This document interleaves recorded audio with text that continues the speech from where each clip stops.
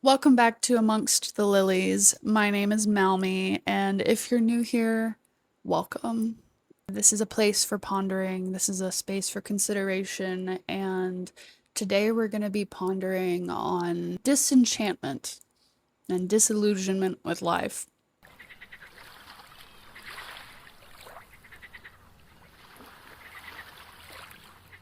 You know, when you go to a concert that you were really looking forward to attending, and the whole thing means so much to you. It is like a life-changing event for you. It is everything you wanted it to be, and then you leave and you get like concert withdrawal. You get like all that adrenaline is gone and you just start spiraling into a depressive state for a little bit. It's like temporary. It's just withdrawal, but it can be so intense. It can make you question everything in your life and you just feel disenchanted due to being snapped back into reality so fast. I have gone through that. On I think it was my 23rd birthday, I went to Tulsa to see Father John Misty live for the first time, and it was such an incredible show. I've seen him live twice.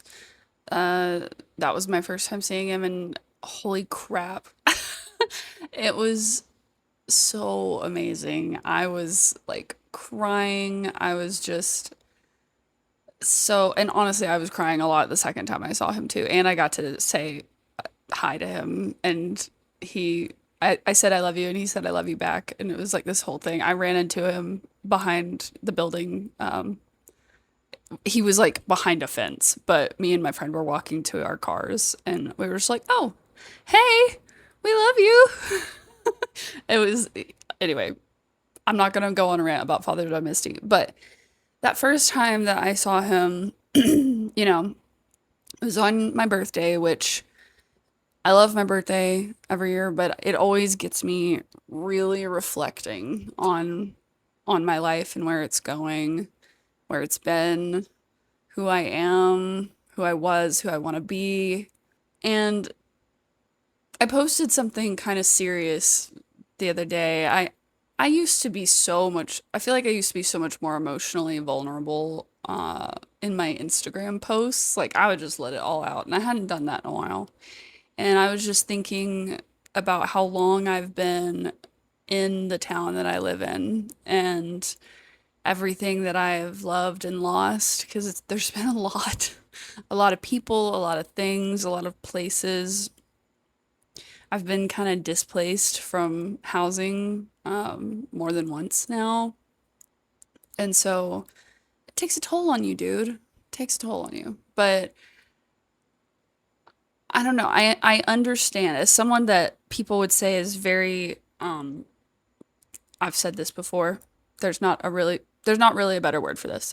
Whimsical in the way that I look at life. Some people say it's impractical.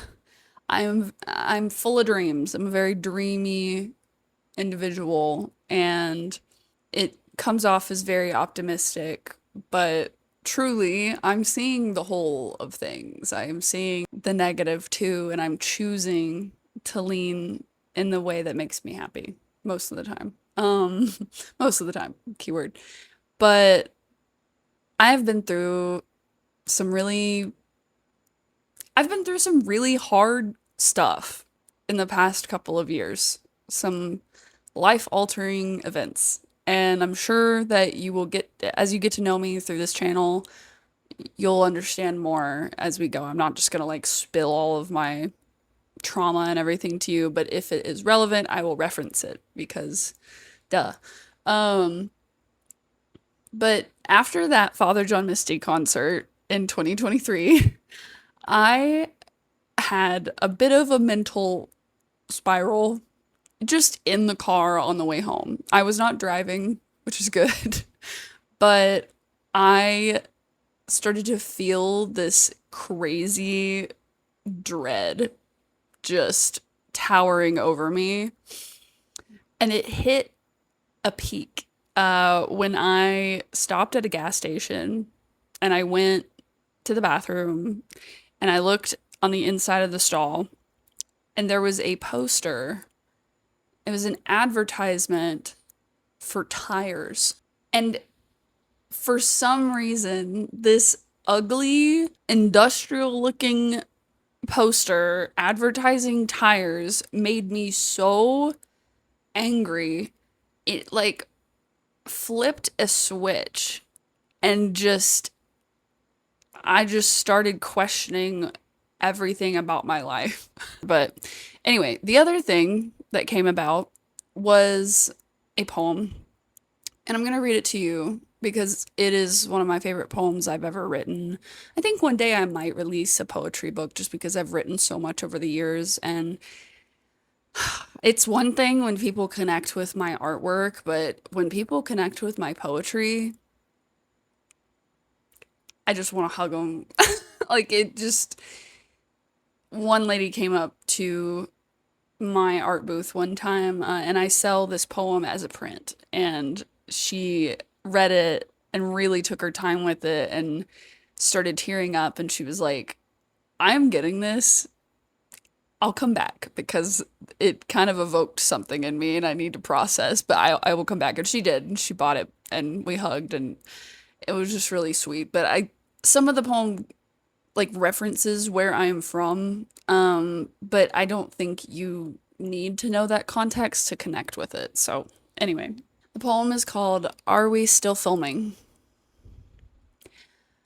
I'm not sure when the screen faded. I never saw the credits. I didn't feel like the plot was resolved, but something stopped. Most of my life has felt cinematic. Twists and turns, heartbreak, budding loves, quiet moments full of potential in coffee shops. I've had friends who have taken the time to show me their own little worlds in past years, and I fell in love with them all. Motorcycle tours of an autumnal city new to my eyes, a rocky creek with a guitar in hand, warm drinks in a train depot, hearing hopeful sighs, ancestral trails through their childhood land. My mind has done an excellent job of romanticizing each moment of my life as if there were someone with a camera behind me the whole time. But at some point, that all fell away. Someone handed me the footage, and I realized I am no audio engineer. I can't make clear the words that came out wrong. I couldn't fill in for those who didn't show up to set. And I don't know how to fix the blurry scenes with important moments clipping out of their frames. I don't know what I'm doing, and I don't know how to convince myself that it's somehow pretty anymore. I didn't sign up for this, and honestly, the script is garbage. Someone please find the director and ask, are we still filming? Yeah, so I wrote that in the car on the way home from said Father John Misty concert. It just came out, as does most of my poetry. It just kind of, you know. But yeah, you can't change your past. You can kind of change how you look at it. I basically have a huge chunk of my life where there was someone that I loved that whole time. And then I found out that simultaneously, while loving them, they were harming me. And it would drive anyone crazy if we were to just decide that all of that time was bad. Like, if you have all these good memories with a horrible person, does that make the memory bad? No, it shouldn't. But at the same time, If it's someone that you're having trouble like moving on from, thinking about them in their original light can tempt you back to them. So, for a certain amount of time, it's safer to think of those times in a harsher light.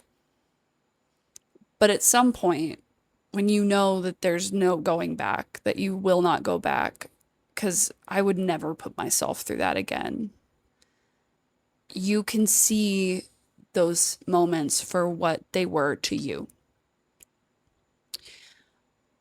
I often think about all of the times that I called my ex just to let him know about the stars or the moon or the sunset and say, like, go look at them. You got to go look at them. I've done that with multiple partners. And when we were broken up, and I've mentioned before, I had to live with him for 6 months after we broke up. Um, I called him one day because the sunset was so beautiful. People were literally pulling over on the side of the interstate to take photos. Like, that is how unbelievably gorgeous on an interstate where no one does that. Like, it was very strange. It was out of the ordinary, but like people were stopping. It was that amazing. And I I regretted calling him because I said to myself, "You know what? That wasn't for him. That moment was mine." I've talked about before in a short form video about how when I think of all of the people that I loved and all of the moments that I deem romantic, and like anytime I feel like I achieved that romantic love that most women are taught to want and strive for and dream about constantly, the stuff that you see in movies and want for yourself, that the dynamics you yearn for, when I actually go back and like pinpoint the times that that was achieved in my eyes, it was because of me. It was never them. It was because I orchestrated it to feel that way. It was a moment that I curated, that I created for them, but also for me. And if they didn't feel that way at the time, that is not my fault. And it doesn't make that moment any less mine and any less special to me. And so that is the new light that I have had to shed upon all of those past memories in order to hold them and not go insane. So, where do you come into all of this, right? Because at this point, I've just shared a lot of anecdotal things, which this channel is for that. I have a lot of that kind of thing. And if you can relate to it and resonate with it, then mission accomplished. And I'm really happy you're here. When I wrote that poem, I felt very, very stuck in that relationship. I wouldn't admit it to myself at the time, but in a way, that kind of was me admitting it. I felt stuck, not just like in the relationship, but just with my personal growth, with my career, and I didn't see a path forward at all. I felt very disenchanted with my life. And then I asked that question. Does the director know? Like, can someone ask the director if we're still filming? There's a video I watched recently by Florence Given. I absolutely am obsessed with that woman. She is so incredible. I listen to every video. I feel like me and her are very much on a similar wavelength. And every time she releases a video or every time I see the new video, it's like, it's exactly what I was already thinking about. I adore her. She just has so much like inner wisdom, and I think we would be friends personally. But yes, she made a video where she was talking about the great conductor. She was basically saying like God is this great conductor. And it's funny because in this poem, I'm basically using the term director in that way. When you have all of these moments that you're like steeped in that feel cinematic, and you have space for magical moments in your life. That's amazing. But then sometimes when like really bad things happen, it glitches you out of that, and it just feels like the entire color grading of your life has changed to grayscale, and you don't know how to get back. And it feels like the film that was playing in your head of your life has been stopped for some reason. It's been defunded. And so that's why, yeah, I was asking this question like, are we still filming? The answer is yes. That's the good news in all of this, is that we are still filming. So get back out there. It doesn't stop just because you feel disillusioned, just because you've hit a challenge, just because life has gotten really difficult and you've had to like stop and reflect on what's going wrong. Honestly, to me, that moment that I felt that way was just the start of the next movie. That's kind of how it felt. But I didn't know it at the time. Looking back, I see it. It was the start of the next chapter when everything changes. So, really, now I know that when that happens, it's a good sign. And the next time life hit me really hard like that, it was hard. It was very hard, but I was ready. And I was like, yep, here we go. Everything's different now. Things are changing for the better. And I lost a lot, but I gained myself back. And I missed her a lot. So the good news is that it's not over. And it does get better. And usually, if something doesn't work out, it's because you would have hated it if it did. I would have hated it if we had worked out. I would have hated it if I had successfully stayed at the job that I was miserable at. I would have hated it if I had continued living in that place I was living at. I'm so thankful that life kept moving because it kept me looking for more. And now I know there's more, and I'm happily running after it. I think in the next episode, we're going to talk about feeling enchanted rather than disenchanted, because I naturally gravitate towards being enchanted with life. And that's something I'm proud of and would love to share with you. But for now, if you are feeling just not in love with your life, know that it does change. And you can choose the color grading. You can choose the lighting. Maybe there's a different light that you need to be shedding on your past, or your future, or your present. What does that look like for you? All of that said, thank you for listening.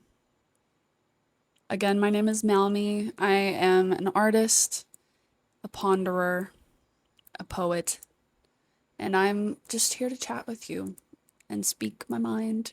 I do have a print of that poem I shared earlier in my shop. I also have a monthly mail club through Patreon, and for $5 a month, I will send you a postcard, a little sticker, and a side quest. Also, I want to talk a little bit about Current Banking. They are a company that I have used for several years now. I know online banking can feel a little bit weird, but I trust them. I've used Chime and I actually prefer Current to Chime. They have helped me raise my credit score from about the 550s to like 730s now, and I did not have to go into any scary debt. I hate going into debt, even if it's just like a little bit. It just terrifies me. So they have something called the Credit Builder Card. And basically, It reports your spending as if it were a credit card, but you're not actually using any money that you don't already have in your account. So it functions like it feels like it's functioning like a debit card, but it's reporting your spending as if it were credit. It's fantastic. I'm going to tell you a feature that I think is a little bit underrated. It is that you can get your paycheck 2 days early. Someone asked me, well, why does that even matter? Because then you're just always going to get it the 2 days early. Sure, you'll get it earlier than other people probably, but it's still the same amount of time in the pay cycle. Here is why that is so important.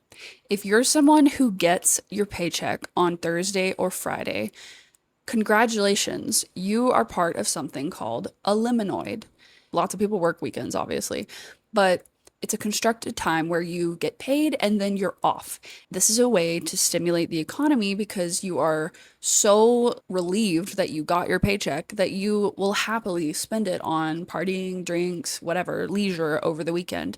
And while you definitely do need to treat yourself, if you're getting it earlier in the week, your brain is still going to be more focused on taking care of yourself and getting through that work week. You're going to get your groceries, you're going to pay your bills, you're going to actually focus your spending on the things that you truly need. And then you're not going to be tempted to overspend on the weekends. It has helped me a ton, and I think it could help you too if you're someone that does have that liminoid trap.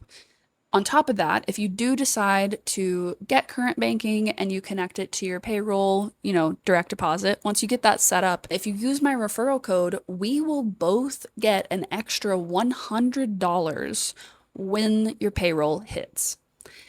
Yeah, $100. I'm serious. I've done it multiple times before. I can confirm it does work, and it is so worth it. I'm currently saving for an upcoming vacation using their savings pods, and they make 4% APY, and it's pretty good. You can't get much better than that, honestly. All of that being said, I invite you to leave this device. If you feel stuck in this device, if your device feels stuck to your hand, if you have some other things you need to do that you know would get done faster if you were just like a little more present for them, or you need to go get a little bit of sunlight because you haven't done that today, I invite you to go and do that. I love you. You have a beautiful life outside of this phone or screen. I love you. Get off of your phone, and I will see you next time. Bye, guys.